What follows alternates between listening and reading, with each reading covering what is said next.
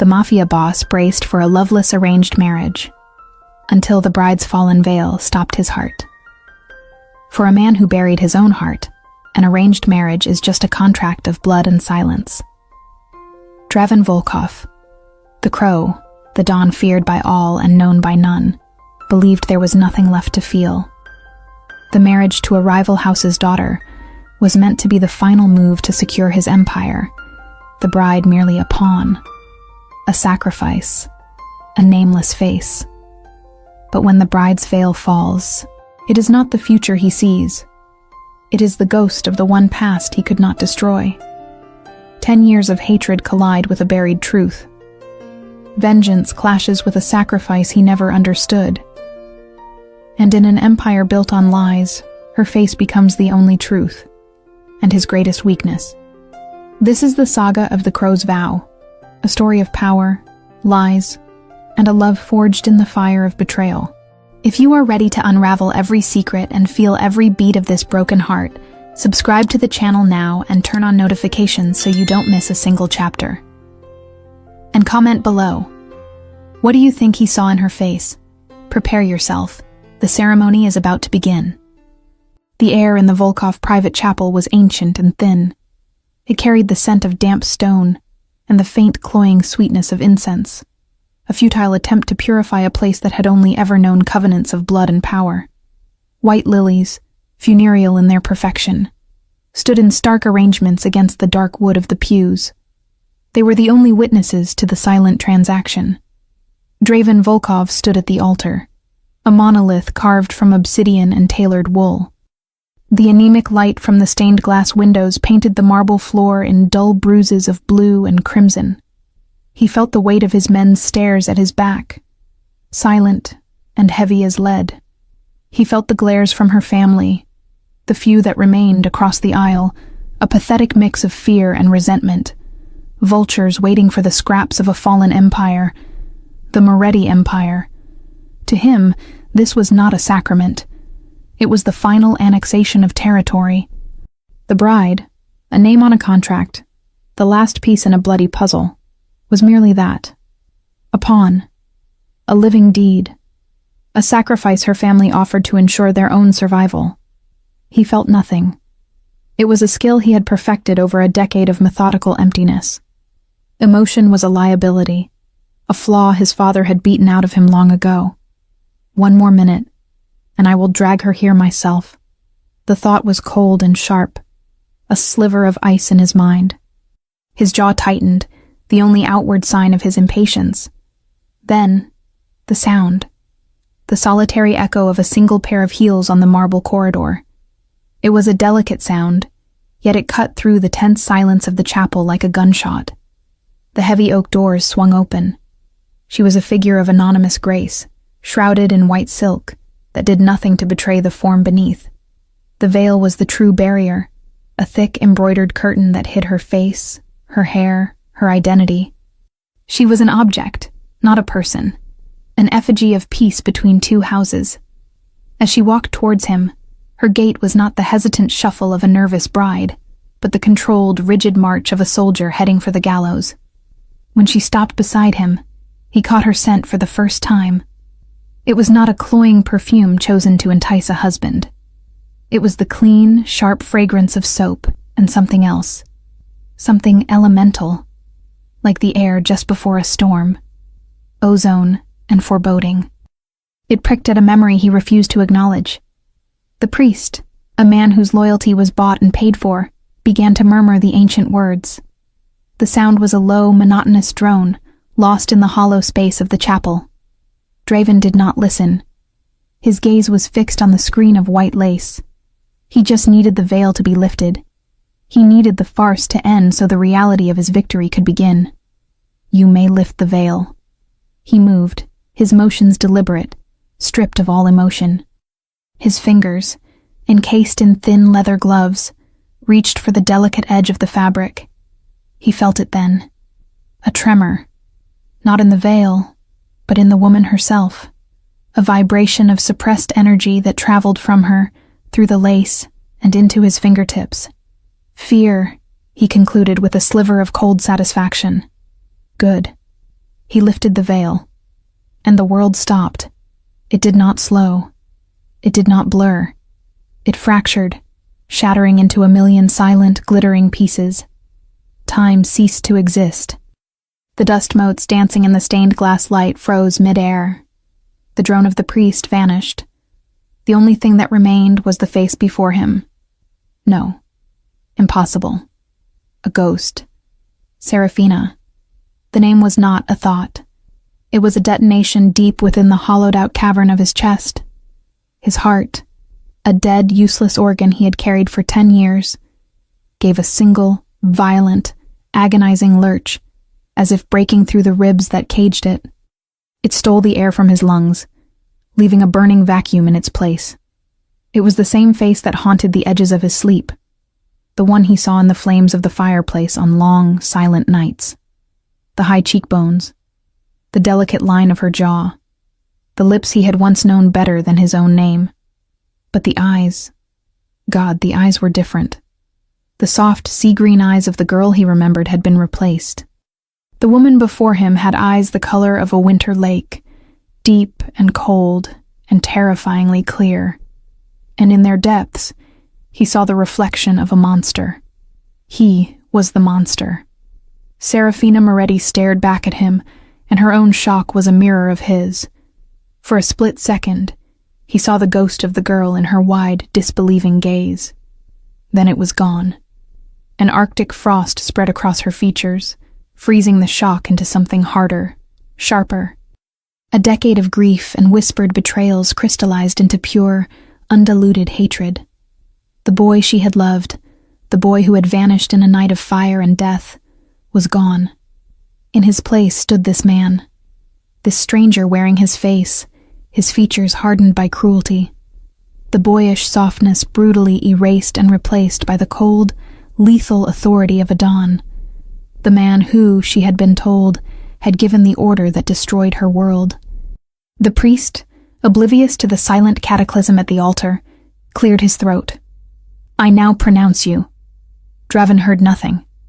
His entire being was focused on the impossible woman in front of him. The girl he had been told burned with her family. The girl whose supposed death had been the final, perfect stone in the wall he'd built around his soul. The lie that had defined his entire existence was standing before him, breathing his air, and she hated him. The realization hit him with the force of a physical blow. She thinks it was me. Husband and wife. The silence that followed was a living thing, thick and suffocating. All eyes were on them. Tradition demanded a kiss, a seal on the contract. He saw the subtle flinch in her posture, the way her hands, hidden by a bouquet of funereal lilies, clenched into fists. He leaned in, his body a rigid machine. The scent of her, that impossible memory-laden scent of an oncoming storm, filled his senses. He could feel the warmth radiating from her skin, feel her breath catch and hold in her throat. He did not aim for her lips. To do so would be a profanity beyond measure. Instead, he brushed his mouth against her temple. The touch was cold, fleeting. The leather of his glove a sterile barrier between his hand and her skin. It was a gesture so devoid of warmth, so utterly empty of passion, that it felt like an act of desecration.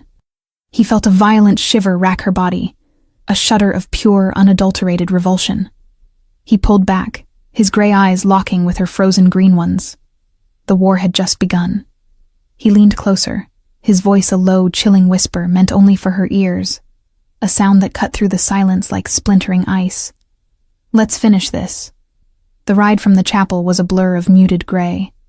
Serafina sat perfectly still, her spine a rod of iron against the plush leather of the back seat. She stared out the window, but she saw nothing of the city. Not the stoic stone buildings, or the faceless people hurrying along the pavements. Her entire universe had collapsed into the suffocating confines of the car, into the silent, oppressive presence of the man beside her. Draven Volkov. She refused to think the other name. That name belonged to a boy with laughter in his eyes and the warmth of the sun on his skin. It belonged to stolen moments in her family's gardens, to whispered promises under a canopy of stars. That boy was dead, He had burned to ash with her family, with her life, with her heart. This man was a stranger, a usurper wearing a ghost's face. The air in the car was thick with things unsaid. It smelled of expensive leather and his cologne, a cold, sharp scent like winter woods and something metallic, like blood long since washed away. Every breath she took felt like inhaling poison. She focused on the rigid set of her hands in her lap, her knuckles white, the stems of the now unwanted lilies crushed between her fingers. Don't look at him. Don't speak to him. Don't let him see you break. The words were a mantra, a prayer to a god she no longer believed in. She could feel his gaze on her, heavy and searing. It was a physical weight, pressing down on her, demanding a reaction she would die before giving. The silence stretched, thin and brittle, until she thought it might snap and slash them both to ribbons. The car finally swept through a pair of colossal iron gates, the bars wrought into the shape of circling crows. The estate was not a home. It was a fortress of dark stone and shadowed glass, stark and imposing against the bruised twilight sky. It rose from the earth like a monument to power, cold and utterly devoid of life. Her new prison. The vehicle stopped. A door was opened by a man with a face as blank as a tombstone. Draven exited first, then turned, his hand offered to her. She ignored it, stepping out of the car on her own, the silk of her wedding dress whispering against the gravel. The act of defiance was small, petty, but it was all she had. She felt a flicker of satisfaction when she saw his hand drop, his jaw tightening almost imperceptibly. He led her inside. The interior was as cold as the exterior. Vast, echoing halls of polished marble, cavernous rooms filled with dark, severe furniture. It was a mausoleum, not a home. Staff lined the entryway, their heads bowed, their faces carefully neutral. They were not servants. They were guards, and she was the prize prisoner. He led her up a sweeping staircase, their footsteps the only sound in the crushing silence. He did not touch her, yet she felt as though she were being dragged by an invisible chain. He stopped before a set of double doors and pushed them open, gesturing for her to enter. The master suite. It was larger than the entire apartment she and her younger brother had been hiding in for the past year. A vast, impersonal space dominated by a massive bed and floor-to-ceiling windows that looked out onto the sprawling, dark gardens. It was a room designed to showcase wealth, not to offer comfort. A beautiful, perfect, gilded cage. He closed the doors behind them. The click of the latch was a sound of finality. It was the sound of her world shrinking to the size of this room, to the space between herself and the monster she had just married. Now she turned to face him. The mask of calm she had so carefully constructed was beginning to crack. Why? The word was a shard of glass, torn from her throat. He stood by the door, his stillness that of a predator. He had removed his gloves and his hands were bare. Large, capable hands. She remembered them gentle. Now she could only imagine them stained with blood. You'll have to be more specific. His voice was low, a controlled rumble that vibrated through the floor. Don't play games with me. A tremor of rage, hot and raw, finally broke through her control. 10 years. 10 years I believed you were dead. I grieved you, you bastard. The epithet was a poor substitute for the litany of curses screaming in her mind. Was it all a lie? Was sending your father to burn my family alive part of the plan from the beginning? For the first time, she saw a crack in his own granite facade. It was a flicker in his storm-gray eyes, a sudden sharp intake of breath. He moved away from the door, his movements slow, as if wading through deep water. My father? He repeated, the words laced with a confusion that sounded so genuine it infuriated her. Oh, don't feign ignorance now, Volkov, she spat, the name a deliberate poison on her tongue. You, your father, it makes no difference. The Volkovs destroyed the Morettis, and you stand here, ready to claim the last prize. He stopped in the center of the room, turning to face her fully. The faint light from outside carved his face into harsh angles and deep shadows. He looked haunted. I was told you were dead, he said. his voice raw, stripped of its earlier control. "They told me you died in the fire with your parents." The words hit her with the force of a physical blow. She staggered back a step, her mind reeling. A lie. It had to be a lie. A cruel, manipulative trick to throw her off balance. She had spent a decade building her hatred on the foundation of his betrayal. To even consider that he might be a victim too, it was unthinkable. The entire structure of her survival would collapse. "A convenient story," she managed, her voice shaking. "One that let you sleep at night, I suppose? After you took everything?"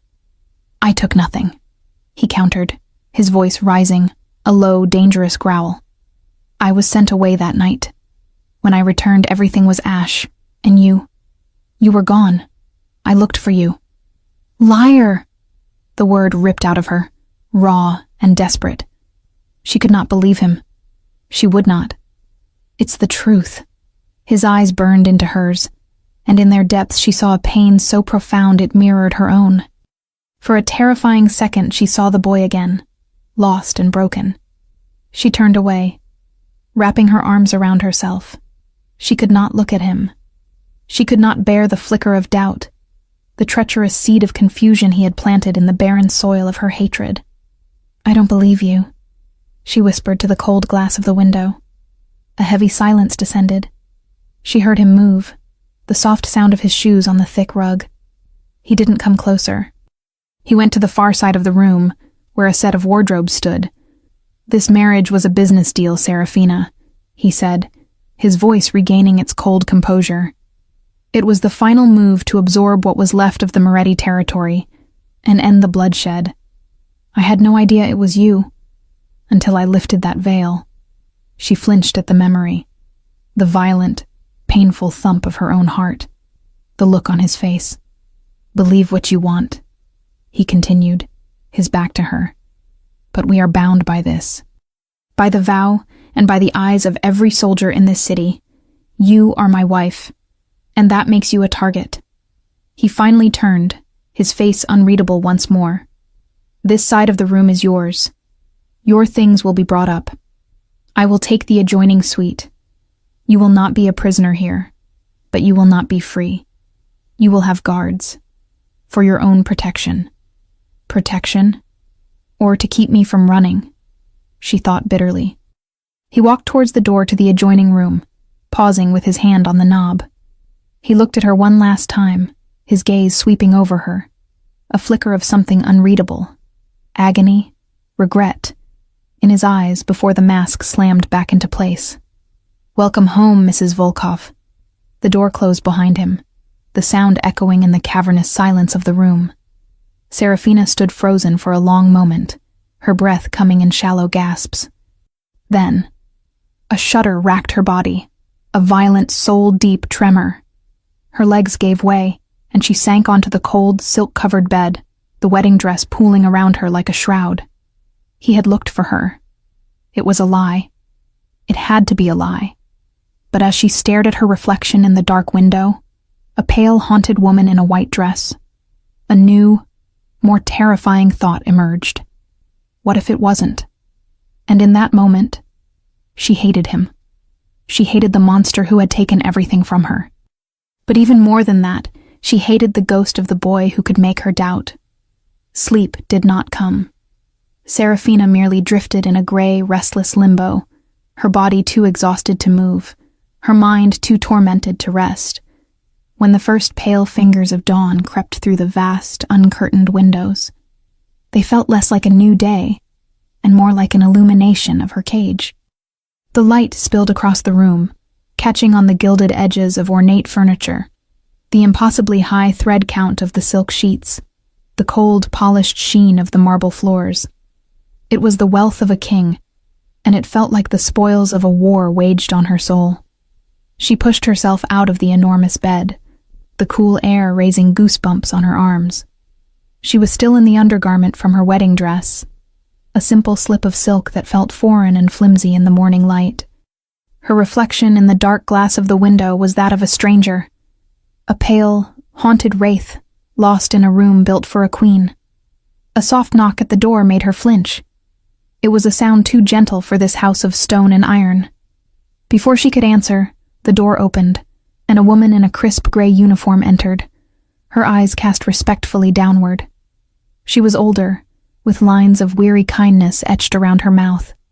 "Good morning, Mrs. Volkov," the woman said, her voice a soft murmur. "My name is Elena. I was instructed to attend to you." Mrs. Volkov. The name was a physical blow, a brand seared onto her skin. Serafina wrapped her arms around herself. "I don't need an attendant." "Of course, madam," Elena said, her tone unchanging. "Mr. Volkov had these sent up for you. He thought you might be more comfortable." She gestured to a series of garment bags laid out on a chaise lounge, the logos of expensive designers discreetly visible. Serafina's eyes hardened. The gesture was not one of kindness, it was one of ownership.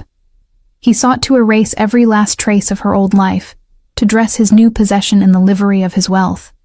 "No," she said, her voice sharp. "My own things. Where are they?"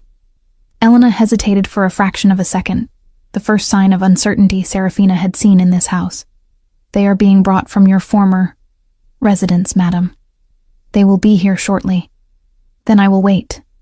She walked towards the bathroom, a cavern of marble and chrome, and closed the door with a decisive click. It was a small, hollow victory, but it was hers. She would not be his doll, dressed and displayed. She would cling to every last shred of Serafina Moretti until her fingers bled. When her luggage arrived, she ignored the silks and cashmeres Elena began to unpack. She found what she was looking for at the bottom of a worn suitcase, a pair of simple black trousers and a soft gray sweater, threadbare at the cuffs. They were the clothes of a survivor, not a queen. Dressed in her own armor, she felt marginally more like herself. Elena was waiting when she emerged. "Mr. Volkov is waiting for you for breakfast in the solarium, madam." It was not an invitation. It was a summons. The solarium was a jarring contrast to the rest of the mansion. It was a room made of glass, overlooking the meticulously manicured gardens, now gray and damp in the morning mist. The light was bright, almost clinical. It left no room for shadows. Draven was already there, seated at one end of a long, polished table. An ocean of mahogany lay between them. He was dressed in a perfectly tailored dark suit, a newspaper folded beside his plate. He looked up as she entered, and his gray eyes swept over her, taking in her plain, worn clothes. She saw a flicker of something, annoyance, surprise, before his expression became a familiar, unreadable mask. He rose with a cold formality until she took her seat at the opposite end of the table. The silence was deafening, broken only by the quiet clink of silver as a servant poured her coffee. The aroma was rich and dark, but it tasted like ash in her mouth. "I trust you had a comfortable night," he said, the words a mockery of polite conversation. "I'm not here to be comfortable," she replied, her voice low and steady. She met his gaze across the vast expanse of the table. "I'm here to be your prisoner. Let's not pretend otherwise." A muscle jumped in his jaw. "A prisoner is someone who has been taken. You, as I recall, came willingly. You made a vow." "A vow made to a stranger," she shot back, "before I knew who was beneath the veil." "And I to a ghost," he countered, his voice dropping, the sound dangerously soft. It seems we were both deceived. The air crackled between them. This was the true nature of their marriage, a battle of wills, a war fought with silences and loaded words. She refused to look away. She would not be the first to break. "My brother," she said, changing tactics. The name felt like a prayer and a weakness on her tongue. "Leo. Where is he?" Draven placed his fork down with deliberate precision. He looked at her, and for a moment, the mask slipped. She saw a flicker of weariness, the deep, profound exhaustion of a man who carried the weight of an empire. "He is safe," he said. "Safe where?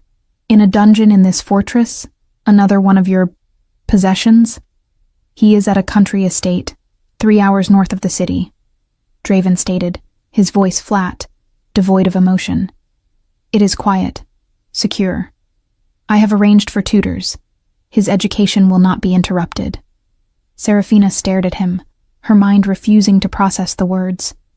Tutors. A country estate. The image was so wildly at odds with the narrative of pure villainy she had clung to. A monster would have used Leo. A monster would have locked him away, holding him as leverage, a knife to her throat. The confusion must have shown on her face. Did you think I would harm him? He asked, a bitter, ironic edge to his voice. He is a boy. He is your family. And as such, he is now under my protection. Protection? The word came out as a strangled whisper. Outrage warred with a dizzying, unwelcome wave of relief. You had no right. You moved my brother without my permission, without even telling me.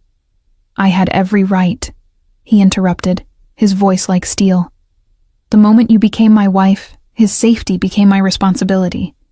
A responsibility I take more seriously than you can possibly imagine. Did you think our enemies, my enemies, would not see a 14-year-old boy as the perfect leverage against me? Against us. He stood up, his presence suddenly dominating the bright, airy room. You see this house as a cage, Serafina. You are not wrong. But you fail to see that the walls are not only to keep you in. They are to keep the wolves out. He walked around the table, stopping not beside her but a few feet away, near the glass wall that looked out onto the mist-shrouded garden. You hate me. Good. It will keep you sharp, he said, his gaze fixed on the outside world. But do not let your hatred make you a fool. Your brother is safer than he has ever been. And so are you. He turned his head slightly, his profile sharp and severe against the pale light. You will be allowed to speak with him by phone this evening, to reassure yourself. But until you understand the world you now inhabit, you will not be leaving these grounds. Without another word, he turned and walked out of the solarium, leaving her alone in the crushing, silent brightness. Serafina sat frozen, her hands clenched in her lap. Her coffee was cold, her breakfast untouched. He had not answered her accusations. He had not denied his role in her family's destruction. He had simply changed the rules of the game. The monster she had constructed in her mind for 10 years would have used her brother to control her. Draven Volkov had just protected him. A crack. A tiny hairline fracture spiderwebbed across the thick, impenetrable armor of her hate.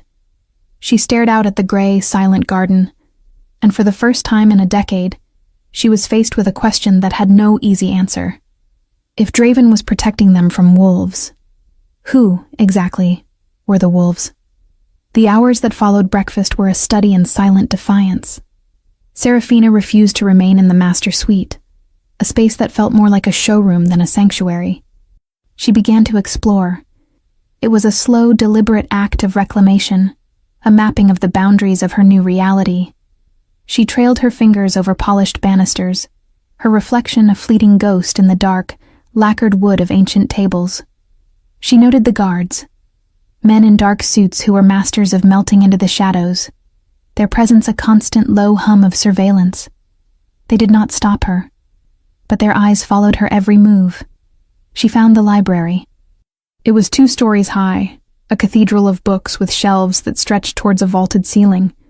The air smelled of aged paper, leather, and wood smoke from a fireplace that was, for once, cold and dark. Unlike the rest of the mansion, this room felt lived in. There were books left open on tables, a half-empty glass of what looked like whiskey on a mantelpiece, a heavy throw blanket carelessly draped over a worn leather armchair. This was his space, his sanctuary, and she was invading it. Good. She ran her fingers along the spines of the books, the titles a mix of classic literature, dense histories, and strategic treatises in various languages. It was the library of a scholar and a general, a man who learned from the dead to conquer the living. Her search was aimless until her eyes caught on a small, unassuming rosewood box on a lower shelf, tucked behind a row of larger volumes. It wasn't the box itself that made her breath catch. It was the intricate silver inlay on the lid, a delicate pattern of a crow intertwined with a thorny rose, a pattern she knew as well as her own heartbeat. Her hands trembled as she reached for it. The wood was cool and smooth beneath her fingertips, the weight of it achingly familiar. It was impossible. It couldn't be. Hers was gone, lost to the fire, a casualty of the night that had claimed everything else. Yet here it was. With shaking fingers, she found the small brass key still tucked into its hidden slot at the base. She turned it. A soft, hesitant melody began to play. A simple, haunting lullaby. The library dissolved. The scent of old books was replaced by the sweet, heavy fragrance of night-blooming jasmine from her mother's garden. The chill of the mansion vanished, replaced by the warmth of a summer evening. She is 16 again. She is sitting on a stone bench with a boy whose eyes hold the gray of a coming storm, but whose smile is pure sunlight. He places the box in her hands.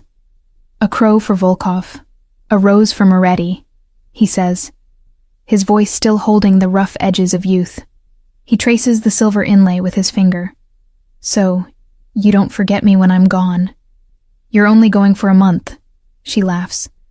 But she clutches the box to her chest as if it were a holy relic. "I won't forget you. Promise?" "I promise." The smell of jasmine turned to the acrid, choking stench of smoke. The sound of the lullaby was drowned out by the roar of flames and the splintering of wood. Her promise, a thing of ash and memory. The music stopped. The abrupt silence was more jarring than the melody itself. Serafina's eyes snapped open.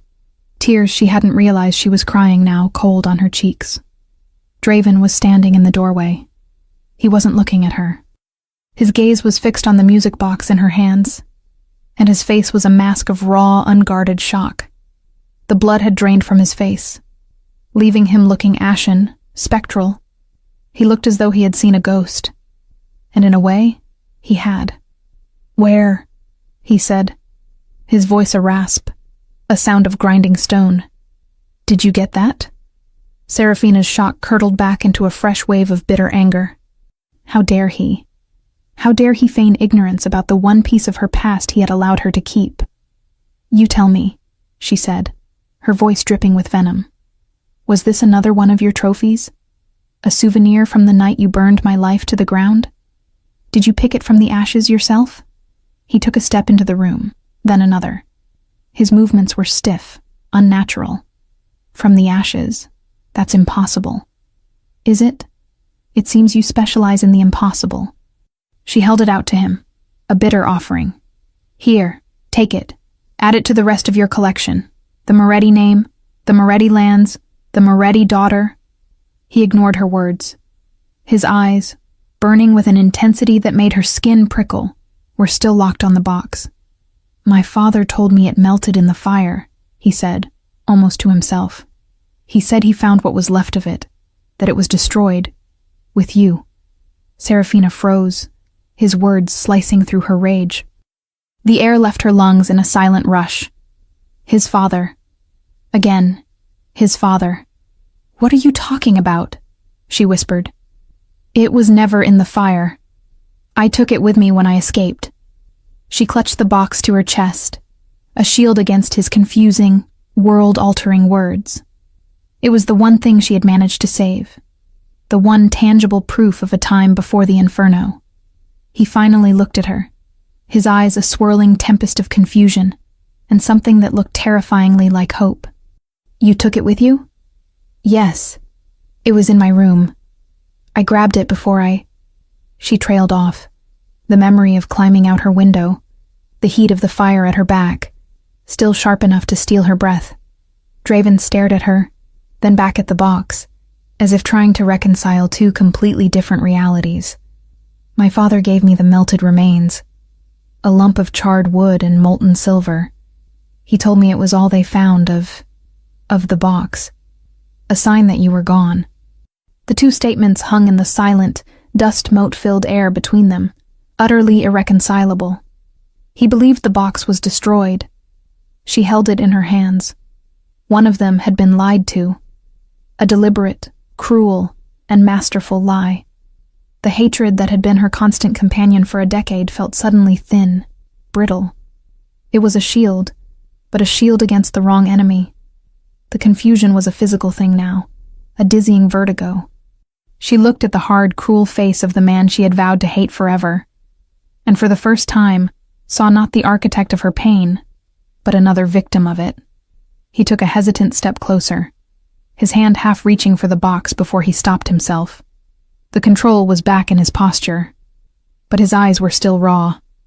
"I mourned you, Serafina," he said, his voice low and guttural, each word torn from a place of deep, ancient pain. "I mourned that box." She had no answer. There was nothing to say. The foundation of her world, built on the certainty of his betrayal, had just crumbled into dust. He looked at her, his gaze intense, searching.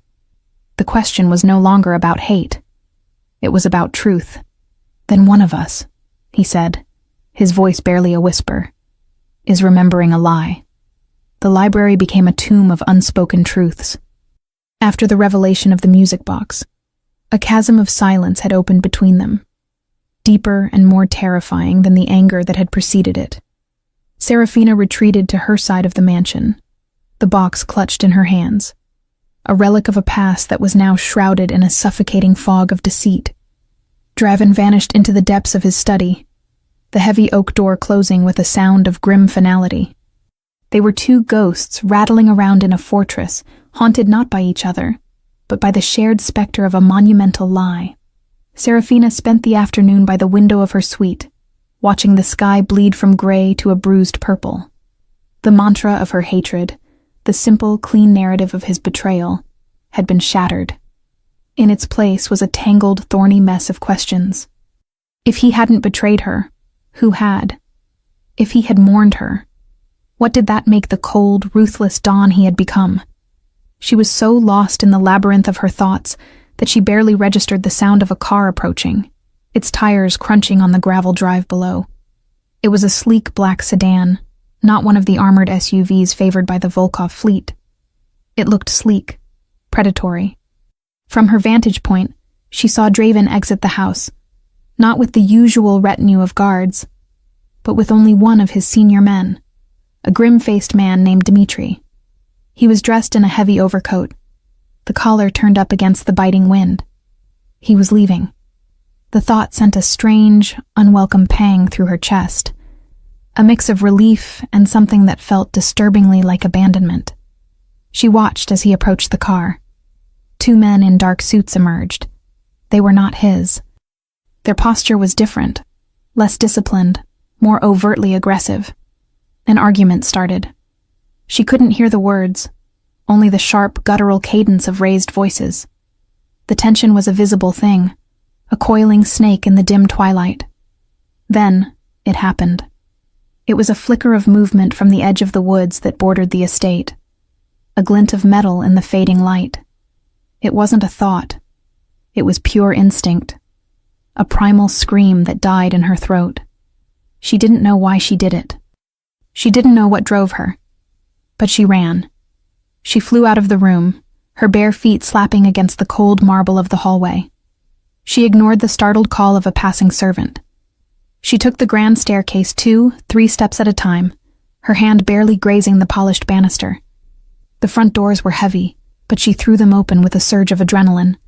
The cold air hit her like a physical blow. Draven! The name was torn from her, a raw, desperate sound. He turned his head at her cry, his eyes widening in disbelief, and in that split second of distraction, the world erupted in a symphony of violence. The first shot was a sharp crack that shattered the evening quiet. The second was a sickening thud as Dmitri crumpled to the ground. The men from the car drew their own weapons. The glint in the woods became a muzzle flash. But Serafina's eyes were locked on Draven. He was moving, not towards cover, but towards her.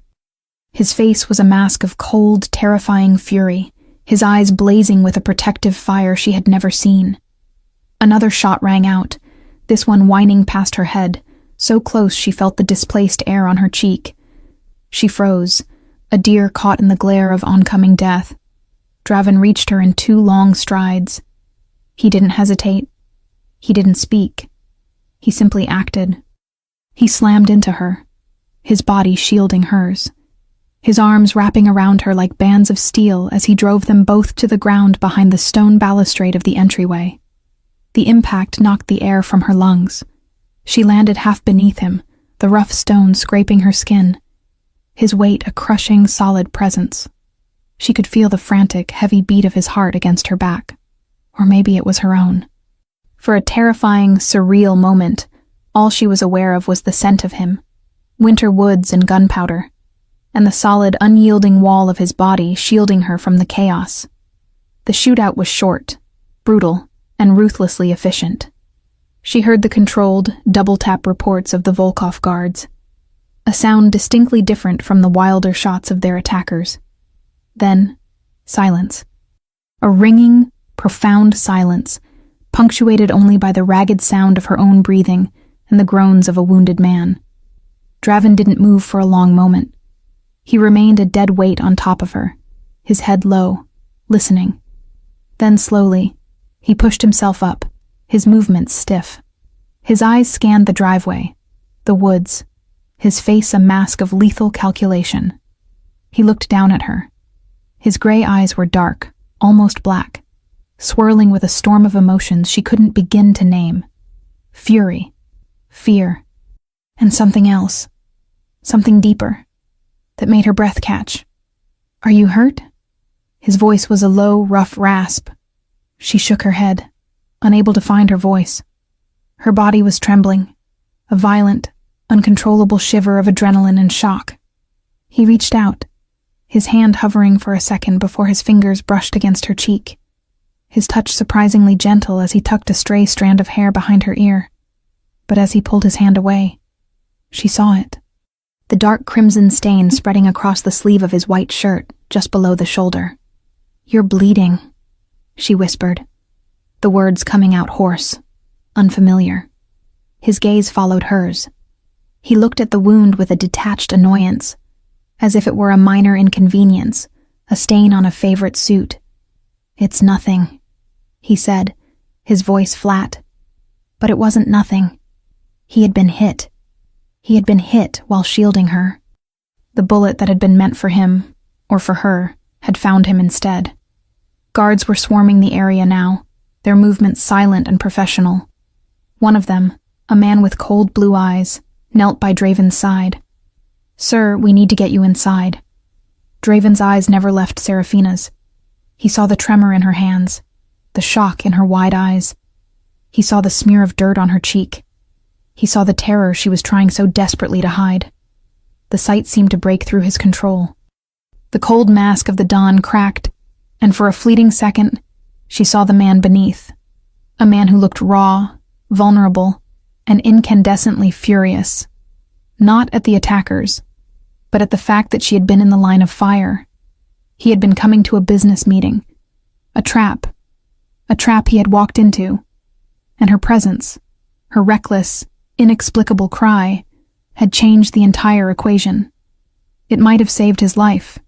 It had almost certainly ended hers, and he had thrown himself in front of the bullet. The hatred she had nurtured for a decade was a distant, fading echo. The confusion of the library was gone. In their place was a new, terrifying, and undeniable truth, laid bare in the crimson stain on his sleeve. He would have died for her. The monster she had married, the man she had sworn to destroy, had just saved her life at the risk of his own.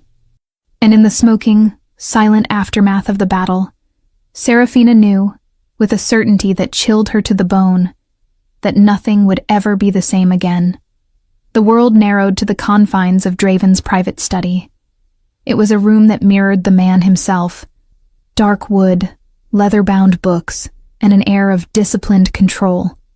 But that control was now fractured. A fire roared in the hearth, casting flickering, anxious shadows on the walls. The air was thick with the sterile scent of antiseptic, a smell that warred with the faint aroma of whiskey. A doctor, a man with a gray face and hands that moved with practiced efficiency, had just finished stitching the gash in Draven's arm. The bullet had passed clean through the flesh of his shoulder, a miracle of sheer luck. "You were fortunate, Mr. Volkov," the doctor murmured, packing his bag. a few inches to the left. He didn't need to finish the sentence. Draven, now shirtless save for the clean white bandage stark against his skin, merely grunted in response.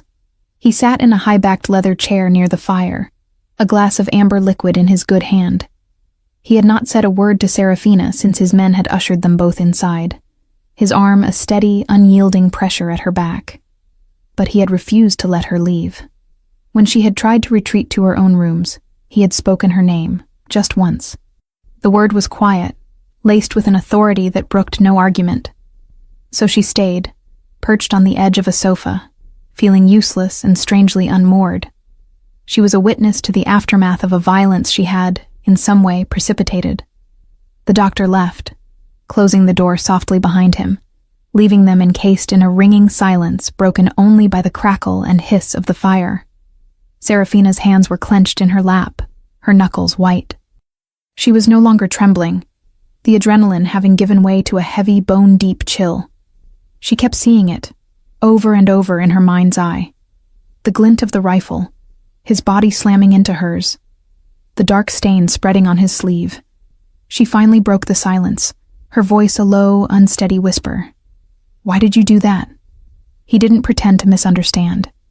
He stared into the dancing flames, the firelight catching the sharp planes of his face, the dark smudges of exhaustion under his eyes. She could see the faint, silvery lines of old scars on his torso, a roadmap of a life carved by violence. This new wound was just one more mark on a brutal canvas. "They were not supposed to know you were here," he said, his voice a low rumble.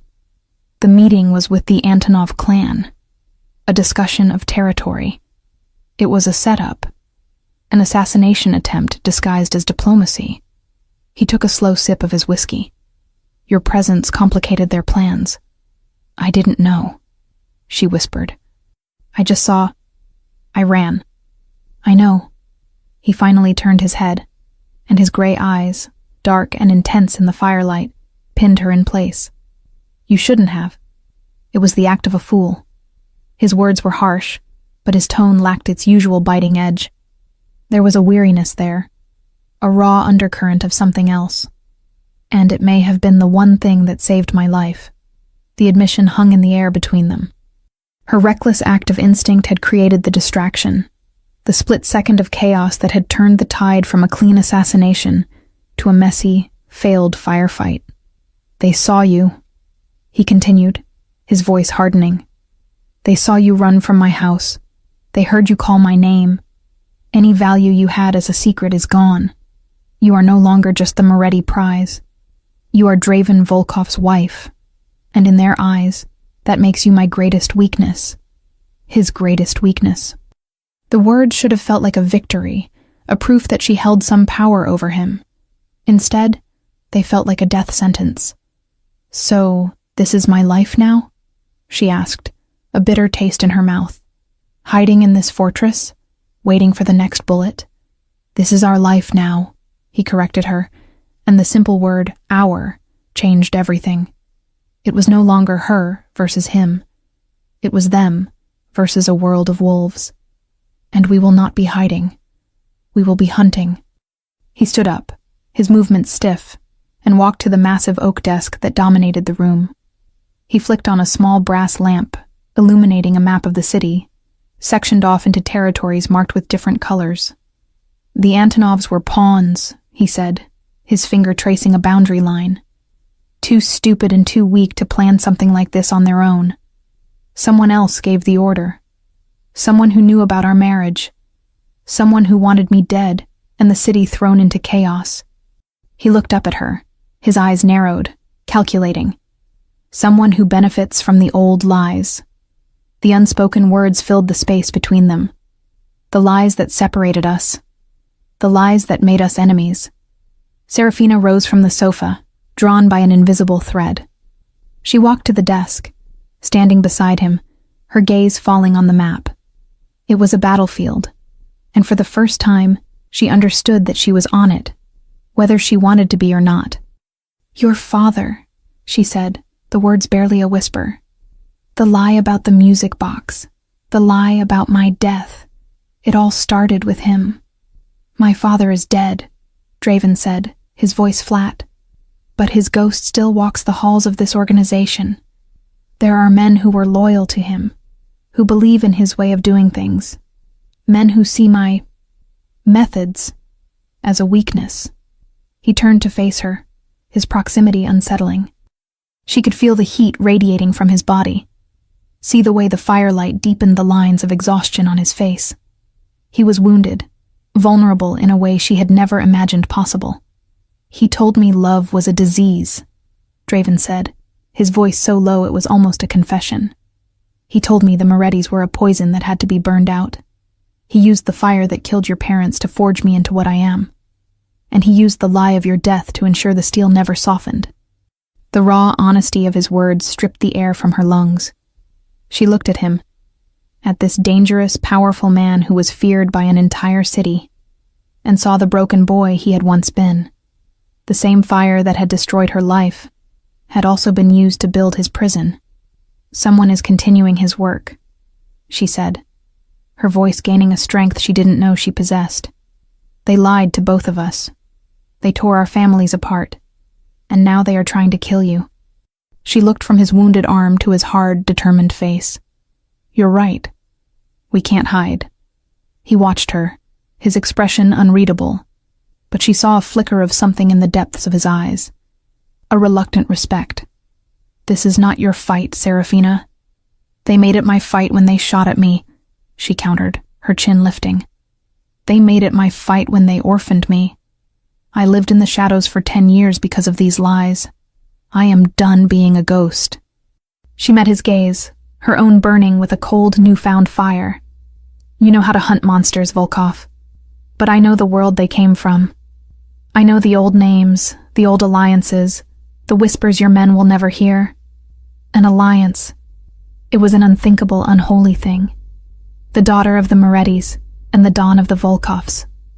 A union not of marriage, but of vengeance. A pact sealed in the aftermath of gunfire and the revelation of a shared betrayal. Draven stared at her for a long, silent moment, the firelight dancing in his dark eyes. He was seeing her for the first time, not as a ghost or a prize or a weakness, but as a weapon.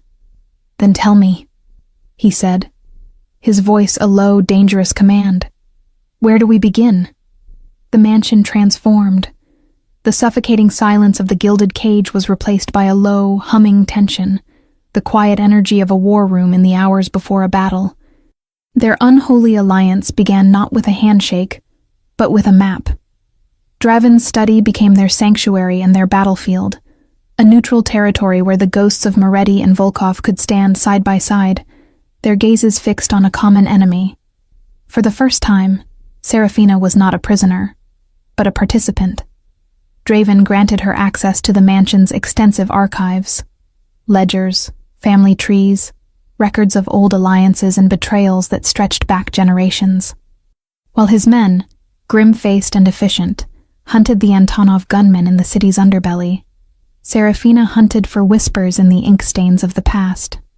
She worked at the great oak desk, surrounded by stacks of dusty books and brittle documents, while Draven often stood by the window, a dark, restless silhouette against the gray light. He was a caged panther, his arm in a black silk sling, a visible symbol of his forced inaction. The wound prevented him from leading the hunt himself, a fact that chafed at him, radiating a constant simmering frustration. This enforced proximity created a new, far more dangerous kind of tension. The space between them, once a chasm of hatred, was now a live wire of awareness. She became attuned to the small sounds of him, the soft clink of ice in his glass of whiskey, the quiet, rhythmic tap of his fingers on the window pane, the low murmur of his voice on the phone as he gave cold, lethal-sounding orders in Russian. He, in turn, seemed to notice everything about her. He would watch as she pushed a stray strand of hair from her face, her brow furrowed in concentration.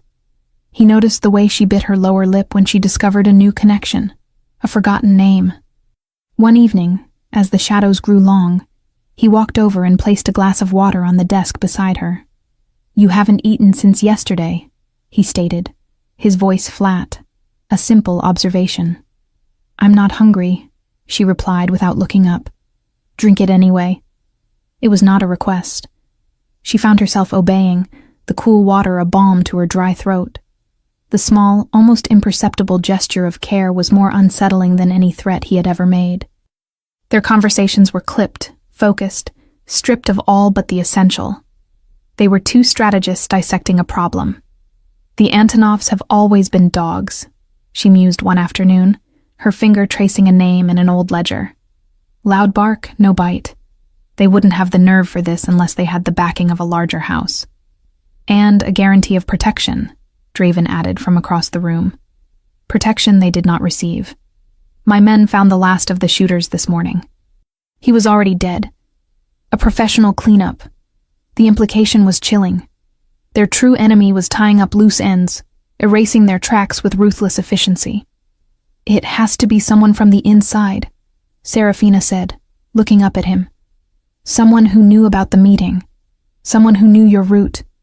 Someone who knew my existence would create the perfect distraction. My father's circle. Draven agreed, his gaze dark. His consigliere, Mikhail, was fiercely loyal to the old ways. But he is a creature of shadow. He would never act so openly. A snake doesn't need to be seen to bite, she countered. He just needs a proxy, a hand to hold the knife. It was in these moments that the change was most palpable. He would look at her, a flicker of surprise and reluctant admiration in his eyes. He had married a pawn. He was discovering a queen. The shared purpose was a strange, intoxicating intimacy. The thrill of the hunt, the piecing together of the puzzle, became a language they both understood. One night, exhausted, she fell asleep at the desk, her head pillowed on a century-old map of the city. She awoke with a start, not knowing what had disturbed her. The room was dark, save for the soft glow of the desk lamp and the dying orange embers in the fireplace. A heavy wool blanket was draped over her shoulders. It smelled of him. That familiar, unsettling scent of winter woods and cold authority. He was standing by the window, his back to her, looking out at the moonlit gardens. The sling was gone, and he was rolling his wounded shoulder, a wince of pain briefly tightening his features. He had covered her. The gesture was so simple, so unexpectedly tender. It sent a tremor through her. It was the kind of thing the boy with the music box would have done. You should be in bed, he said, without turning around. So should you, she replied, her voice soft in the quiet room. You're injured. It's a scratch.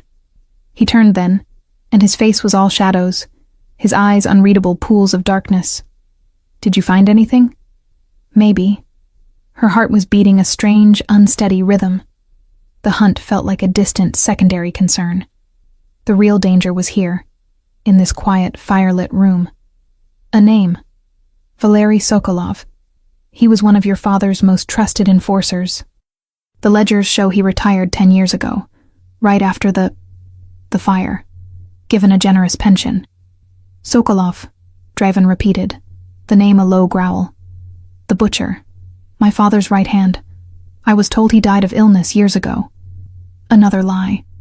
A pattern was emerging, a web of deceit spun by a dead man, its threads still pulling the strings of the living.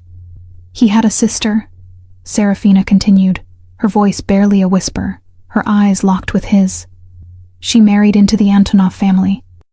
The connection clicked into place, sharp and final. It was the missing link, the scent of truth they had been hunting for. But the triumph of the discovery was completely overshadowed by the sudden, suffocating intensity of the atmosphere. He moved away from the window, closing the distance between them. He stopped on the other side of the desk, his hands resting on the polished wood. He was so close she could feel the heat of him, see the faint scar that cut through his left eyebrow. The air was thick, heavy, charged with a decade of unspoken history and a week of undeniable electric tension. You are remarkable, he said, the words a low, rough confession. It was not a compliment. It was a statement of fact, torn from him against his will. The desire was a sudden, shocking thing. It rose in her, unbidden and undeniable, a treacherous warmth spreading through her veins.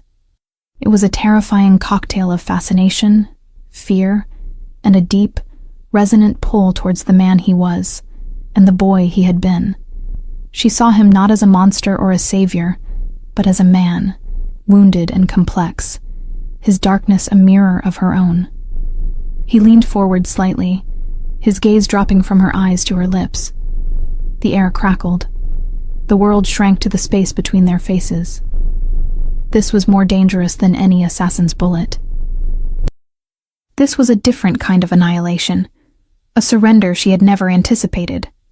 The hunt for the truth had led them to an entirely different discovery, and as he stood there, his shadow falling over her, Serafina knew that the greatest threat was not the enemy hiding in the shadows, but the one standing right in front of her. The moment stretched, thin and taut, threatening to snap. Draven's gaze on her lips was a physical touch, a brand of heat that made her skin flush. The space between them hummed with a dangerous energy, a magnetic pull that was equal parts threat and promise. Serafina's heart hammered against her ribs, a frantic, wild thing caught in a cage. To close the distance would be madness. To pull away, an act of cowardice her pride would not allow. It was Draven who broke the spell. He pushed himself back from the desk with a sudden, sharp movement, as if recoiling from a flame. He turned away from her, presenting his back, a wall of disciplined muscle and rigid control. He walked to the fireplace, resting his good arm on the marble mantelpiece, staring down into the dying embers. The gesture was one of dismissal, but the tension in his shoulders told a different story. He was fighting a battle, and she was both the battlefield and the enemy. "Sokolov," he said, his voice a low, rough growl, forcing the conversation back to the cold, hard facts of their hunt. "If he is alive, Mikhail will know where he is." The moment was gone. The fragile, terrifying intimacy shattered. Serafina was left with the ghost of a touch that had never happened, her pulse a frantic echo in the sudden emptiness. A strange mix of relief and a sharp, piercing disappointment warred within her. "And you think he'll just tell you?" she asked, her voice surprisingly steady, betraying none of the turmoil inside. "Mikhail is my consigliere," Draven stated, his back still to her. "His loyalty is to the head of the family, to me. His loyalty was to your father," she corrected him softly. "You said it yourself. He believes in the old ways. Then I will persuade him." The words were laced with ice, a chilling reminder of the man he was, the power he wielded. The following day, Draven summoned Mikhail. Serafina was not present for the meeting, a clear and deliberate exclusion. It was Volkov business. She watched from the upper gallery as the older man, thin and wiry as a dried serpent, walked into Draven's study. His face was a mask of placid respect, but his eyes, small and dark, missed nothing. She felt a chill crawl up her spine. That man was a ghost from her nightmares, a face she remembered from the periphery of her childhood, always lurking in her father's shadow, and then in Draven's. The meeting lasted for hours. When the door finally opened, Mikhail emerged, his expression as unreadable as ever. He paused at the bottom of the stairs, and his dark eyes lifted, finding her in the shadows of the gallery. He held her gaze for a single, unnerving second. There was no threat in the look, no overt malice. There was only a cold, reptilian knowing.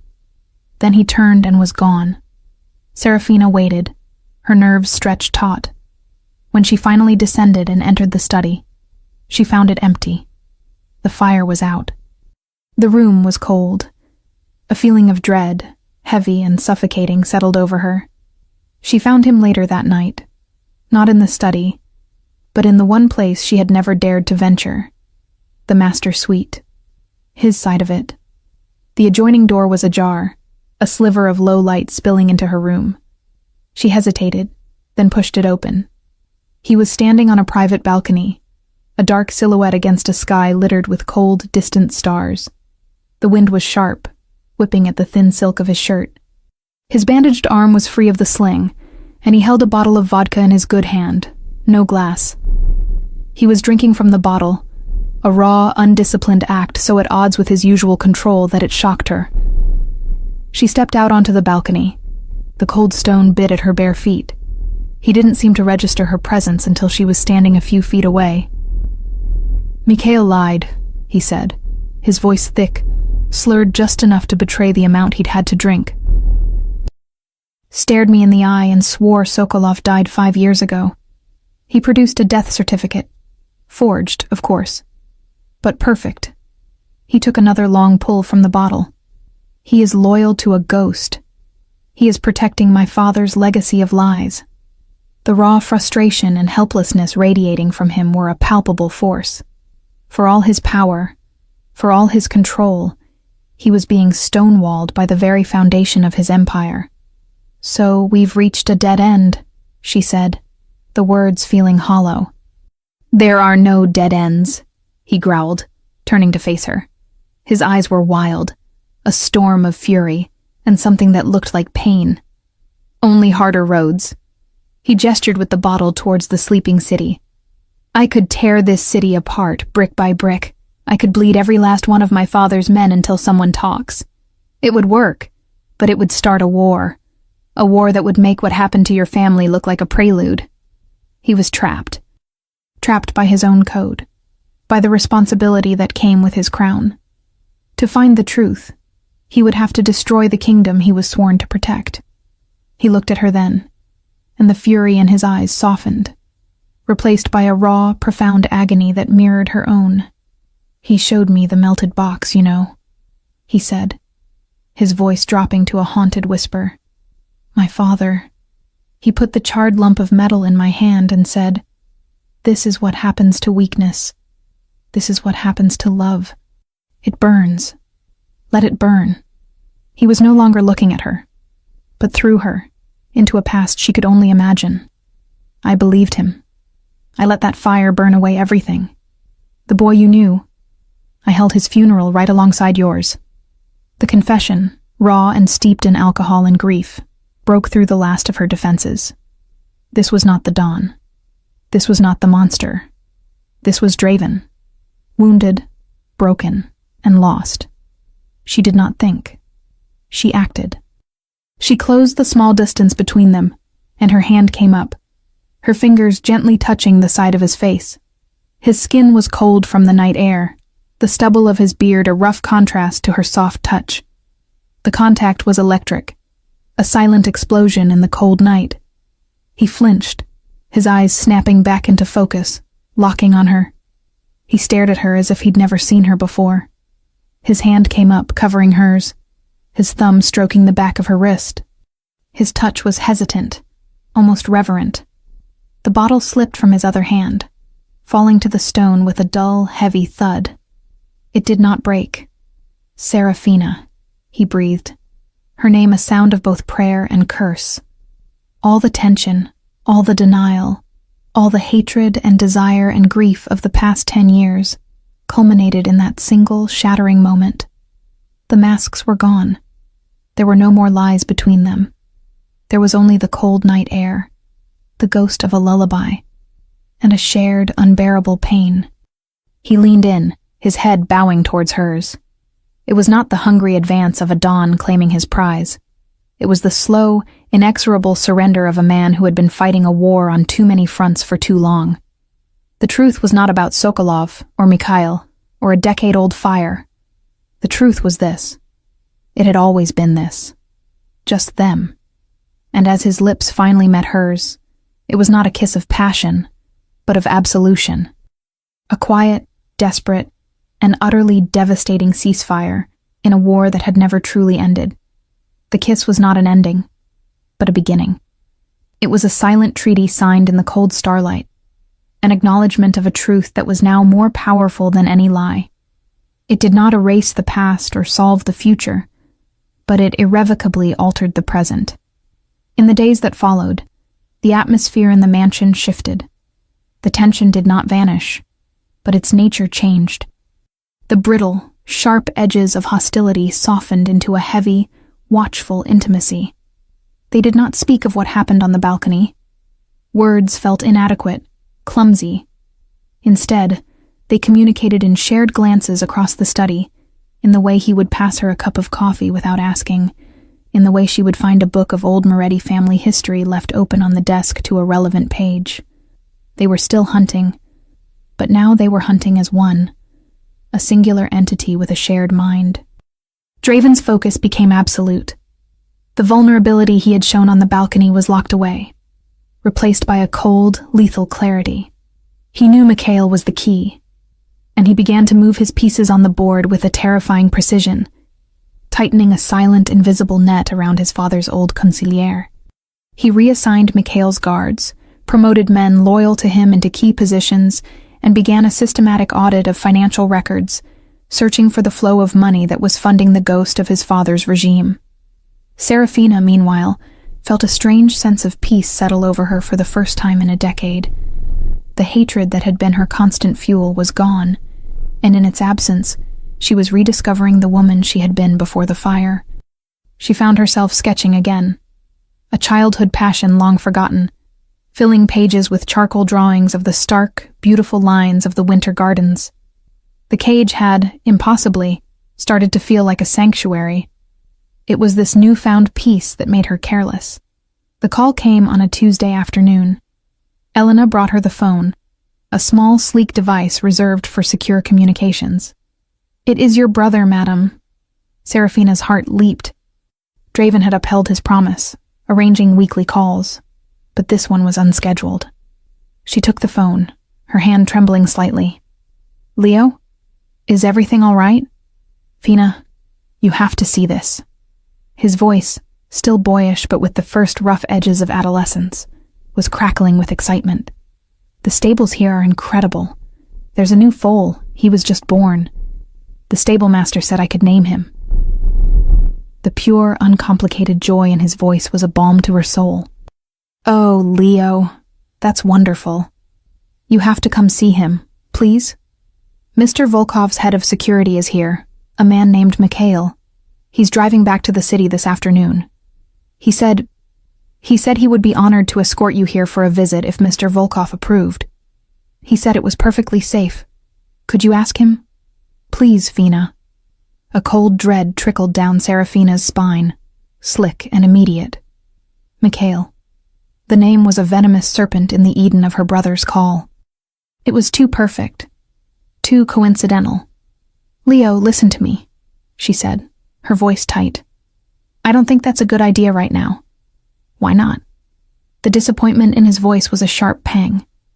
"It's just for a few hours. Mikhail said the threat was over.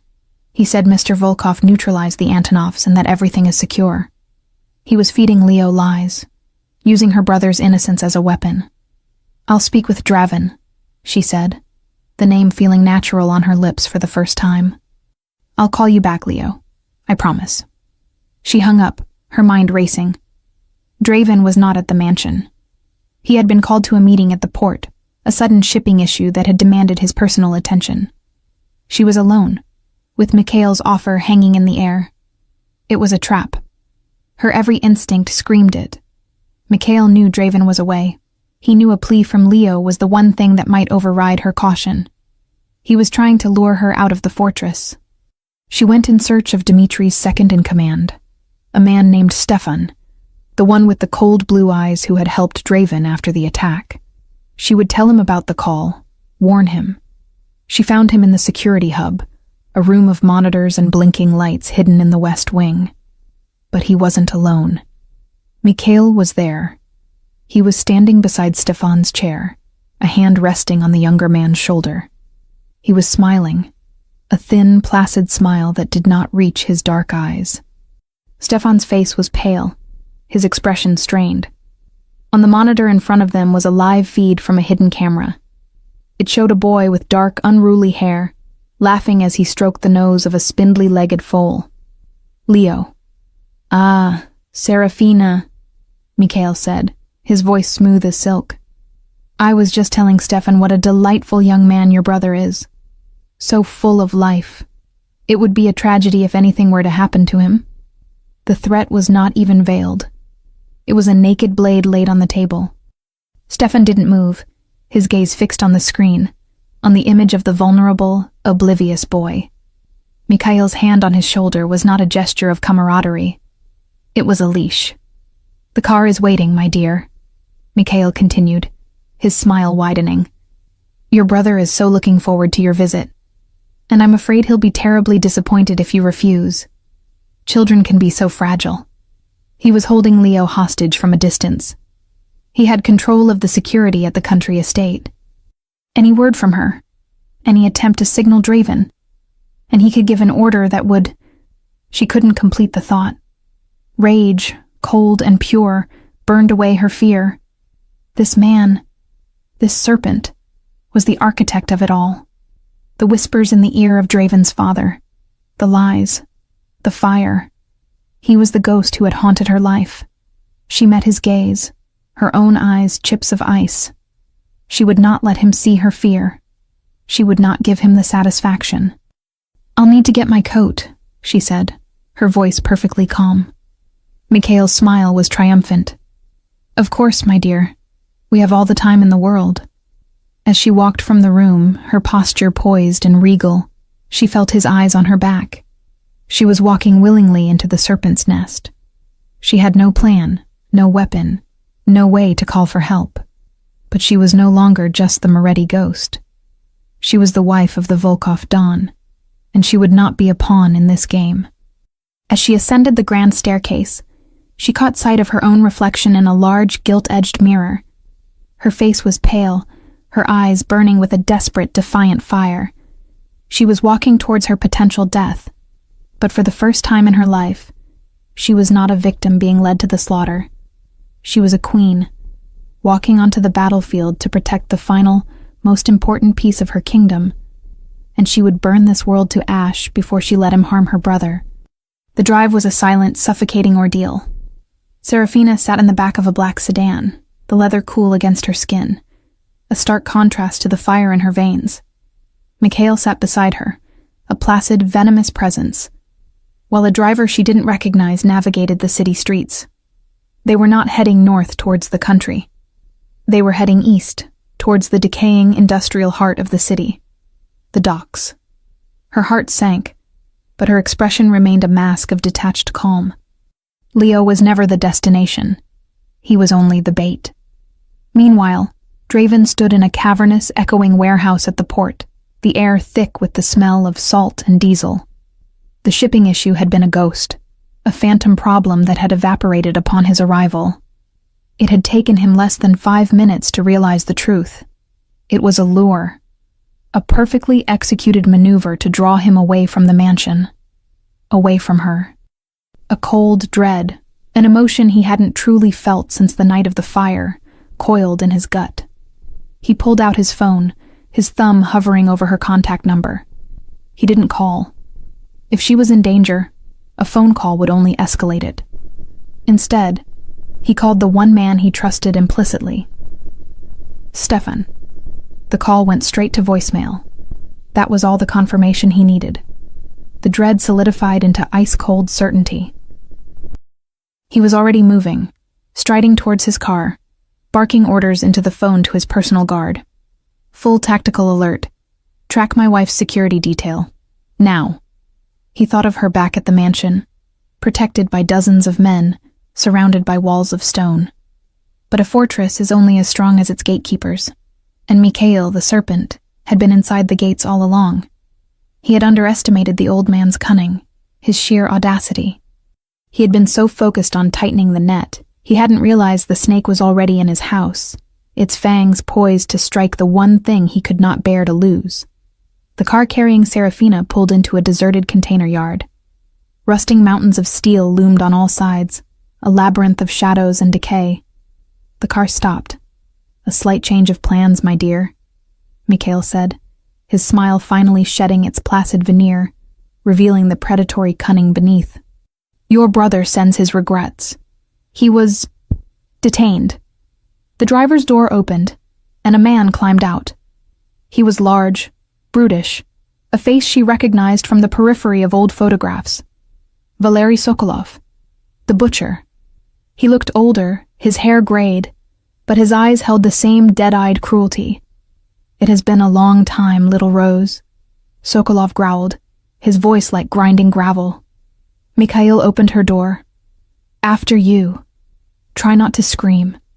No one will hear you. They led her into a large, empty container.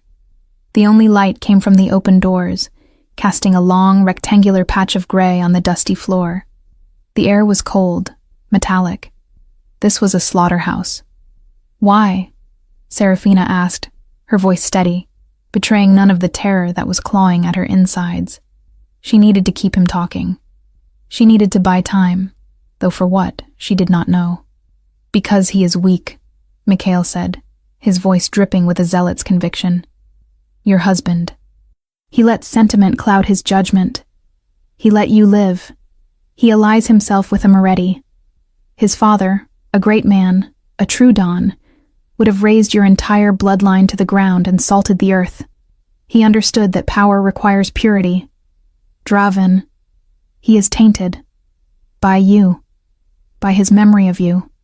He paced in front of her, his movements agitated, passionate.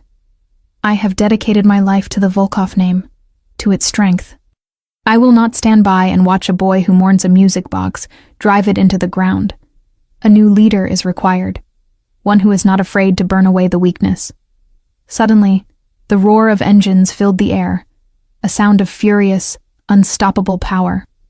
A fleet of black-armored SUVs swarmed into the container yard, their tires screeching on the pavement. They formed a semicircle, their headlights cutting through the gloom, pinning the container in a blinding glare. Sokolov swore, grabbing Serafina, pulling her back into the shadows of the container, and pressing the cold, hard muzzle of a gun to her temple. Mikhail's face contorted in a mask of fury. He was not supposed to know. A car door slammed. A single figure emerged from behind the blinding lights, walking slowly, deliberately, into the space between the vehicles. It was Draven. He was alone, his hands empty at his sides. He wore no coat, and the wind whipped at his dark suit. He was not a Don coming to negotiate. He was a storm, an executioner. Let her go, Mikhail. Draven's voice was unnaturally calm, yet it carried across the yard, cutting through the thrum of the idling engines. It was the calm at the center of a hurricane. You are too late, Draven, Mikhail shrieked, his composure shattering. You see? Your weakness. You came for her yourself. The great Draven Volkov, brought to his knees by a slip of a girl. I am not on my knees, Draven said, his voice dropping lower, colder. I am here to remove a sickness from my family. You have abused my father's memory. You have threatened my wife. There is no forgiveness for that. He took another slow, deliberate step forward. Sokolov pressed the gun harder against Serafina's temple. One more step, and she dies. Serafina's heart was a cold, hard knot in her chest. She looked at Draven, his face a mask of lethal intent, his gray eyes fixed on her. In them, she did not see fear. She saw a promise. She did the only thing she could. She acted. With a sudden, violent movement, she stomped her heel down, hard, on Sokolov's instep. He roared in pain, his grip faltering for a fraction of a second. It was all she needed. She threw her head back, smashing it into his face, and dropped to the ground, curling into a ball. The world exploded. A single shot, louder than anything she had ever heard, echoed in the metal container. It was not from Sokolov's gun. She looked up. Draven was standing at the mouth of the container, a pistol in his hand, a thin wisp of smoke curling from the barrel. His stance was perfect, unwavering. Sokolov lay on the ground behind her, a neat, dark hole in the center of his forehead. He had not even had time to scream.